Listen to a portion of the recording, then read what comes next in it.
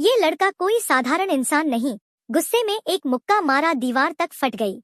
लेकिन स्कूल में सब उसे नीचा समझते थे। फोटो में उसे जानबूझकर पीछे कर देते। फिर एक दिन क्लास की सबसे खूबसूरत लड़की ने उसे साथ बैठने का इशारा किया। उसकी खुशी का ठिकाना न रहा, लेकिन हकीकत में ये उसका भ्रम निकला। इसी बीच क्लास के दो बिगड़े अमीर लड़के उससे खफा हो गए। स्कूल की छुट्टी के बाद उसका पीछा किया। लड़का समझदारी से झाड़ियों में छिप गया, लेकिन तभी उसकी गर्दन पर चढ़ आई 8 टांगों वाली एक रहस्यमयी चींटी। उसने चींटी को थप्पड़ मारा, पर उसके डंक का जहर उसके पूरे शरीर में दौड़ गया। वो घर पहुंचा, थका हारा, और जैसे ही बिस्तर पर गिरा, उसके अंदर सोई हुई चींटी की जीन जाग उठी। नींद में ही वो उठकर फ्रिज से खाने पर टूट पड़ा। सुबह उठते ही देखा पूरा कमरा बर्बाद था। दूध का पैकेट उसके हाथ से चिपक गया, जूस का डिब्बा दबते ही फट गया। पिता ने हंसी में कहा, चाइना का मत लिया कर, अगली बार इंडिया का लेंगे। लेकिन लड़का घबरा चुका था। स्कूल पहुंचा तो गुस्से में उसने 50 सेंटीमीटर मोटी दरवाजे की हैंडल तोड़ डाली।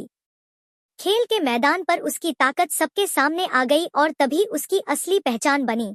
एंटमैन नहीं, बल्कि मच्छर छोटू एंड हीरो। उसका दोस्त चश्मे वाला बोला, तू तो डुप्लीकेट स्पाइडरमैन है, असली नाम रखेंगे एंटमैन। दोनों ने कॉस्ट्यूम बनाने की कोशिश की, लेकिन आखिर में ऑनलाइन शॉपिंग से काम चला लिया। धीरे धीरे वो असली हीरो बन गया। चोर लुटेरों को पकड़ने लगा, बच्चों को आग से बचाने लगा, अखबारों में उसकी तस्वीरें छपने लगी।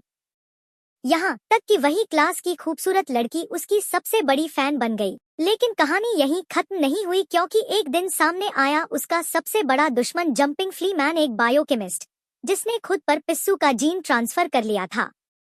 उसकी ताकत थी भयानक छलांगे और खून पीने की भूख। अब शुरू हुई दोनों की जंग।